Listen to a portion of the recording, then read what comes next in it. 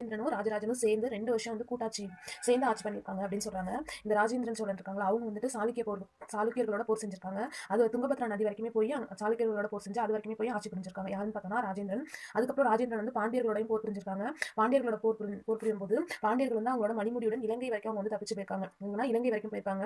அப்பயே ராஜேந்திர சோழன் விடாம இலங்கைக்கே போய் பாண்டியர்களை வென்று அவங்களோட மணிமுடி எடுத்து வந்துட்டாரு. யாருன்னு பார்த்தோம்னா ராஜேந்திர சோழன். அப்புறமா 1223 தான் ராஜேந்திர சோழன் வந்து அரசரா பொறுப்பேற்றிருக்காரு.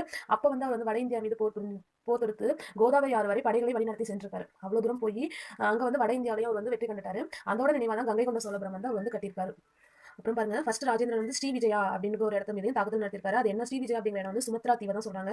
இது வந்து தென்கிழக்கு ஆசியால வந்துட்டு 700 to 1300 ஆண்டுகளை வந்து செழித்து வளர்ந்த நாடு அப்படின்னு சொல்றாங்க. அதுக்கப்புறம் ஃபர்ஸ்ட் ராஜேந்திரன் வந்து கடாரமும் போய் அங்கேயும் போய் ஜெயிச்சுட்டு வந்துட்டாரு. அதன் நினைவாக தான் இவருக்கு கடாரம் கொண்டான் அப்படின்ட்டு ஒரு பட்டம் வந்து இவருக்கு வந்து கொடுத்திருக்காங்க. 1003 வந்து சாளுக்கியர்களோட ராஜராஜன் போர் புரிஞ்சிருக்காரு. அதே மாதிரி